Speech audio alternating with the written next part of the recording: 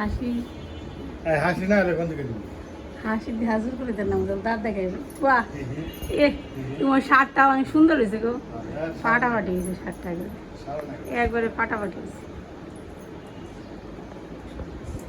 তুমি একটা হাসি দাও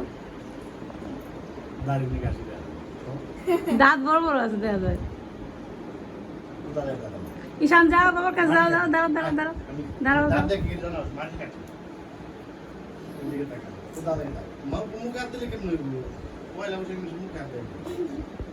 হ্যাঁ তো সুন্দর হয়েছে ঈশা হা করে থাকে গেল ঈশা জান গেল বুঝ আবার হা করে হা করো খেতে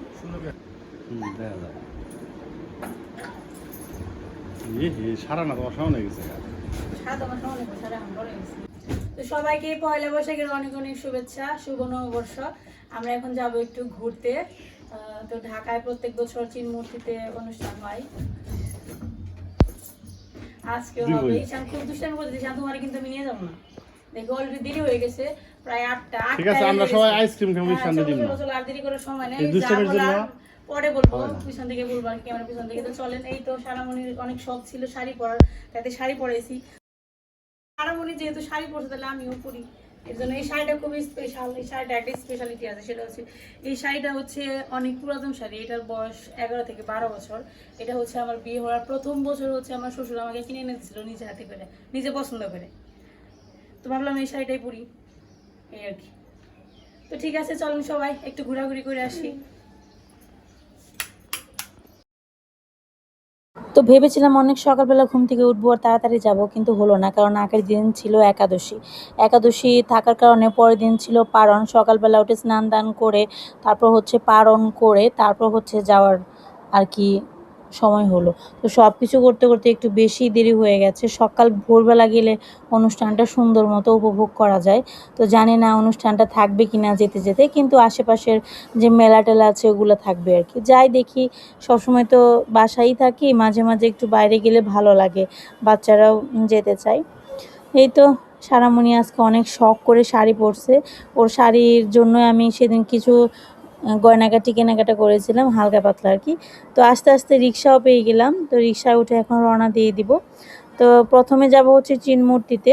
তো এখানে আসার পর যেটা দেখলাম যে এইখানে প্রতি বছর যে চ্যানেল আই যে অনুষ্ঠানটা করে সেটা তো এবার হবে না। এবার আগের বার অবশ্য রবীন্দ্র সরোবরেই হয়েছিল, এইবারও ওখানেই হবে। তো আমরা ভেবেছিলাম হয়তো এখানে এই বছর হবে, কিন্তু এসে দেখি যে এখানে হবে না। তবে এখানেও একটা আর কি মেলার মতো আয়োজন করা হয়েছে, কিন্তু আমরা ভাবলাম যে চ্যানেল আইয়ের অনুষ্ঠানটা বেশি ভালো লাগে, যেখানে অনুষ্ঠান করা হয়, তো সেই জায়গাটাই যাই। তারপর এখানে আসলাম, এসে দেখি টিকিট কাউন্টারের একটা সিস্টেম করা আছে। এটা তো চিনমূর্তিতেই, মানে চিনমূর্তি সম্মেলন কেন্দ্র যে জায়গাটা আছে, যারা ঢাকাতে থাকেন তারা তো চিনেন অবশ্যই। তো এখানে আসছিলাম, পরে এখান থেকে ভাবলাম যে ওইখানে যাই, রবীন্দ্র সরোবরে যাবো আর কি। ওইখানে একটা লেক আছে, খুব সুন্দর জায়গা, নিরিবিলি পরিবেশ। ভাবলাম ওইখানে যে একটু ঘোরাফেরা করব, হালকা পাতলা একটু যাই করি আর কি, আপনাদের সাথে তো অবশ্যই শেয়ার করব। তো এখানে সবাই মিলে আমরা যাবো আর কি। এখানে কিন্তু মা বাবা, ও বাবা তো আসেনি, বাবা বাসায় ছিল, মাইমা ছিল তো বাসায়, বাবা আর মাইমা বাসায় ছিল। তো এখানে মা আসছে, দিদি, দাদা, অমি, অর্চি আর আমরা সবাই মিলে এখন সিদ্ধান্ত নিলাম যে ঠিক আছে এখানে আর থাকবো না, তাহলে ওই রবীন্দ্র সরোবরেই চলে যায়। আরে নদী লাইন শেষ হয়নি ধরছি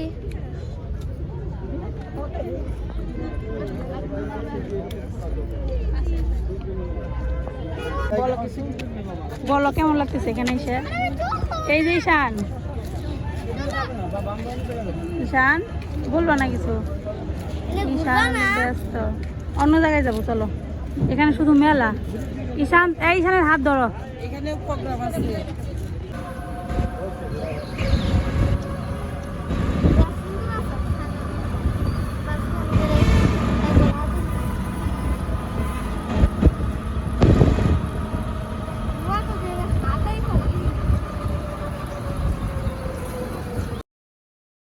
এসে পৌঁছালাম।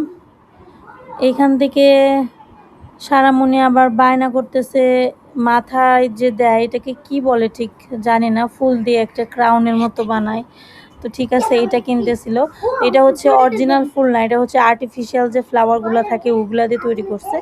তো ভাবলাম যে অরিজিনাল ফুল দিয়ে কিনলে কি হয় বলেন তো, যেদিনকে কিনবো তারপর নষ্ট হয়ে যাবে। আর এমনিতে যদি নর্মাল ফুল না কিনে আর্টিফিশিয়াল ফুল কিনা হয় তাহলে দেখা যাবে যে বিভিন্ন ওকেশনেও এগুলো ব্যবহার করা যায়। সবসময় যে পয়লা বৈশাখে দেওয়া যায় এমনটা না, আবার ছোট বড়ও করা যায়। তো সব মিলে এইটাই ভালো লাগলো। তো এটা হচ্ছে 150 টাকা করে নিয়েছে, সারার জন্য একটা নিয়েছি। আমারও তো ইচ্ছা ছিল না, আর কেউই নেয়নি, শুধু সারাই নিয়েছে। তো দেখেন মহা খুশি সে। এসে পৌঁছালাম রবীন্দ্র সরোবরে। এখানে চ্যানেল আইয়ের অনুষ্ঠান হচ্ছে। ব্যাপারটা হচ্ছে যে আসার পর সব থেকে মজার যে ব্যাপারটা হয়েছিল, অনুষ্ঠানটা আসলে পুরোপুরি তো দেখতে পারিনি, আস্তে আস্তে দেখি প্রায় শেষ হয়ে গিয়েছিলো। এই একটু একটু ছিল আর কি, তো এইটুকু আর ওইভাবে ভিডিও করা হয়নি। আর ভিডিও ব্যাপারটা হচ্ছে যে ওইখানে তো গান বাজনা হয়, তো এগুলো তো ইউটিউবে দেওয়া যায় না, কপিরাইট ধরে। এই জন্য এবার অনুষ্ঠানটার আমি সুন্দর মতো উপভোগ করতে পারিনি, আস্তে আস্তে দেরি হয়ে গিয়েছিল। প্রথমে ভেবেছিলাম হচ্ছে চিরমূর্তি সম্মেলন কেন্দ্রে হবে, যার কারণে প্রথমে ওইখানে গিয়েছিলাম।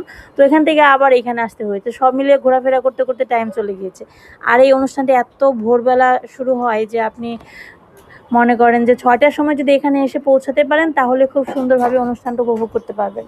কিন্তু তা না হলে অনুষ্ঠানটা উপভোগ করাটা একটু কঠিন হয়ে যায়, কারণ নর্মালি দেখা যায় যে আমরা ঘুম থেকে উঠতে উঠতে প্রায় 6:30 বা 7টা বেজে যায়, তারপর রেডি হয়ে আসতে আসতেও দেরি হয়ে যায়। তো এই জায়গাটা খুবই সুন্দর, নিরিবিলি শান্ত পরিবেশ, যার কারণে এখানে অনুষ্ঠান না থাকলেও একটু হাঁটাহাঁটি করে খুব ভালো লাগে, আরাম পাওয়া যায়। এর জন্য আর ওইখানে থাকিনি, এখানে চলে আসছে। তো দেখেন এটা হচ্ছে ব্রিজ, ব্রিজের উপর থেকে খুব সুন্দর দৃশ্য দেখা যায়। হাসি দে হাসি, মন খারাপ করে হাসি দিয়ে ঘুরতে নিয়ে আসছি না, হাত নিচে রাখ, হাসি দিয়ে সুন্দর করে হাসি, মন ভালো কর, একটু হাসি হালকা।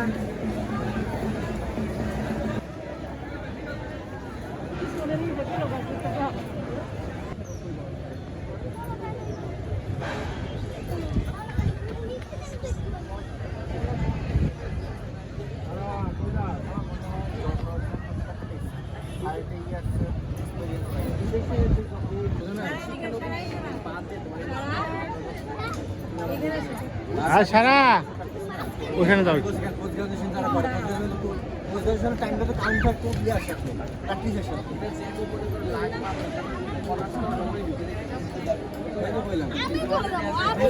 আমি দাঁড়াবা ঈশান, ঈশান ওখানে যাও, দিদির কাছে যাও, দিদির কাছে যাও।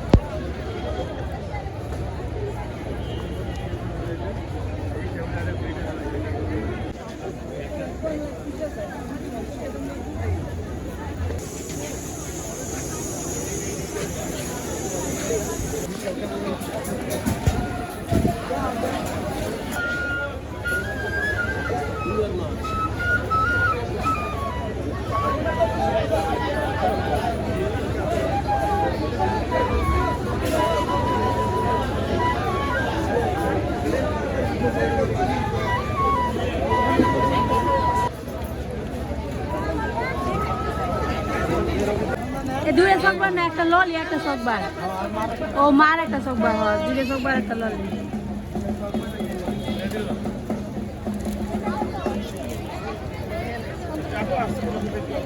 ওই সিধা রাখ।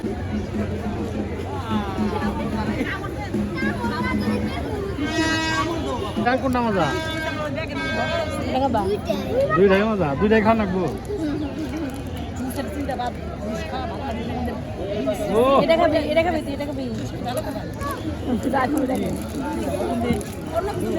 আর সেকারি না সেটা চিনি চিনি কম আছে এটাই। আরে না কিছু কম না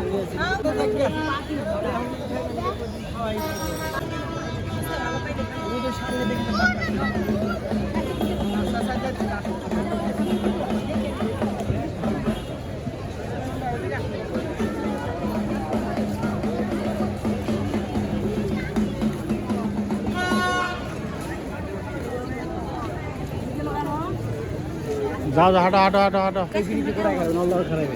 কেমন লাগে আজকে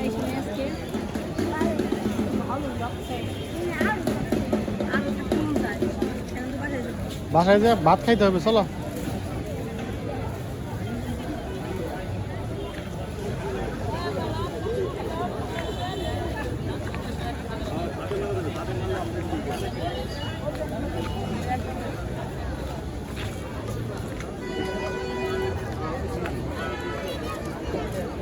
এইগুলো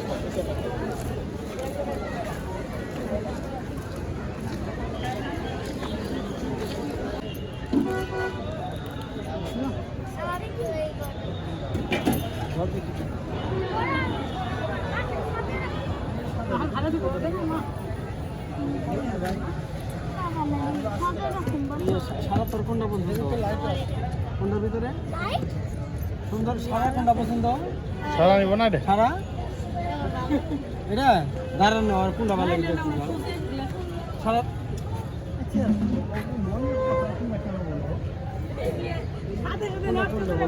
ব্যাঙ্গে সুরে এটা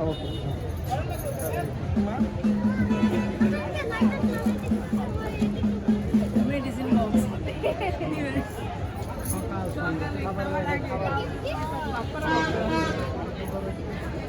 এটা ভালো বুদ্ধি করছি। তুমি নাও গেল আমার না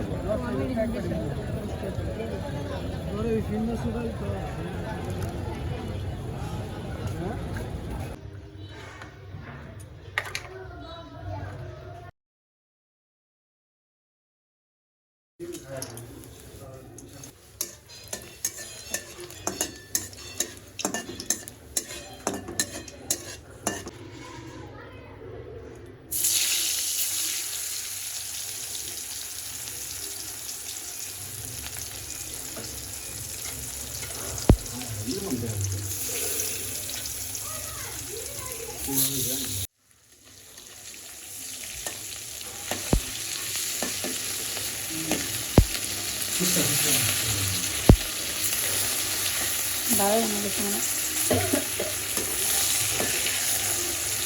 এখন করে মাছ রান্না না সিজনে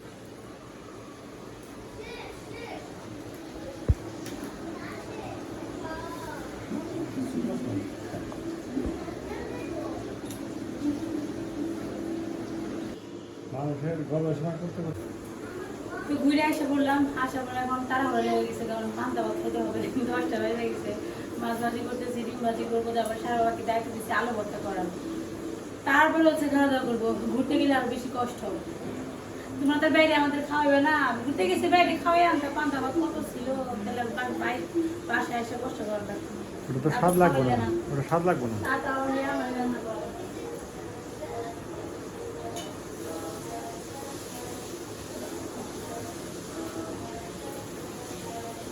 বাইরে পান্তা ভাত রান্না দেখতে হবে কেমন লাগে আমার রুচি হয় না। রুচি আছে না ওই বাসা থেকে মিষ্টি পাঠাইছে, যেখানে গিয়েছিলাম সেখান থেকে মিষ্টি কিনে নিয়ে আসছে দাদা আসার সময়। তো আমাকে বলছিল বাসায় যাওয়ার জন্য, কিন্তু আমি যাইনি, কারণ হচ্ছে বাসায় এসে আমার আবার ইলিশ মাছ ভাজি করতে হবে, ভর্তা টর্তা বানাইতে হবে, এর জন্য আর আমি ওই বাসায় যাইনি। তো পরে সারা বাবা গিয়েছিল অর্চিকে আনতে আর অমিকে আনতে, তারপর আসার সময় যে মিষ্টি পাঠিয়ে দিছে। মিষ্টি তো আসলে আমি একেবারে খাই না বললেই চলে। তো রান্না বান্না কমপ্লিট, সকালবেলা খাবো পান্তা ভাত, বৈশাখের স্পেশাল খাবার। তো সাথে কি কি আছে, এটা হচ্ছে আমার শ্বশুর বাড়ি থেকে পাঠাইছে মিষ্টি, এটা কি মিষ্টি এটা? এটা হচ্ছে বালিশ মিষ্টি, অনেক বড় ছিল, এখান থেকে অর্ধেক পাঠিয়েছে আমাদের জন্য। আর জিলিপিটা প্রচুর মিষ্টি, তারপর আমরা কি কি করছি দেখেন, আলু ভর্তা, ইলিশ মাছ ভাজা, ডিম ভাজা, বেগুন করতে চাইছিলাম কিন্তু গরম লাগতেছে আর ইচ্ছা করতেছে না, এগুলো দিয়ে হয়ে যাবে তাই না? আমরা তো সব আপনি আর বাচ্চা বাড়ি তো বেশি দরকার নেই। অর্সি আশা কথা ছিল, অর্সি আবার আসবে, অর্সি একটু ভালো লাগতেছিল শরীর, একটা এর জন্য আগে করলাম অর্সি আসলে জল তো দিয়ে আর নেই তাহলে জল দিয়েছিলাম বাড়ি করে, জল খেয়ে ফেলেছে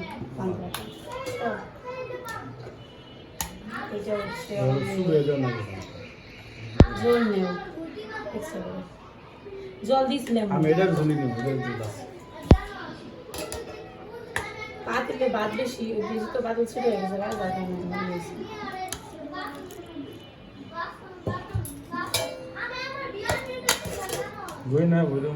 একটা বেশি আনছি আর যা খাবো সব তুমি খেয়ে গেলে। এই পান্তা ভাত খেলে তো দুপুরে খাওয়া প্রায় হয়ে যায়, দুপুরে খাওয়া দুপুর তো হয়ে গেছে প্রায় 5টা বাজে। পয়লা বৈশাখে বাইরে গেলে এটাই সমস্যা, আস্তে আস্তে দেরি হয়ে যায়, পরে খেতে খেতে দেখা যায় দুপুরে খাওয়ার টাইম হয়ে গেছে।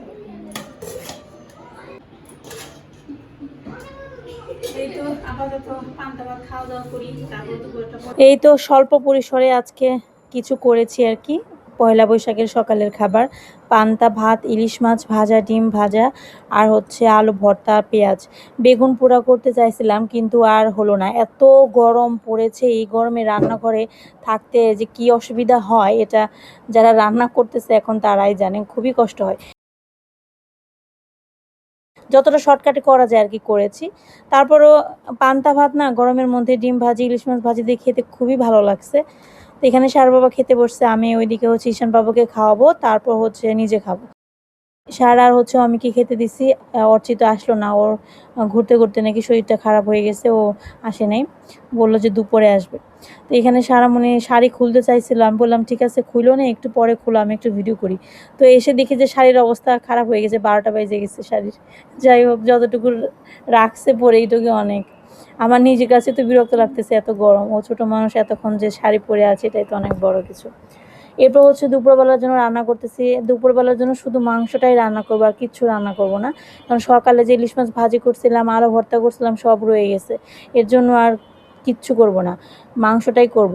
তো এখানে হচ্ছে লেয়ার মুরগি আলু দিয়ে একটু ঝাল ঝাল করে ঝোল রান্না করব মাংসের, আর কিছুই করব না।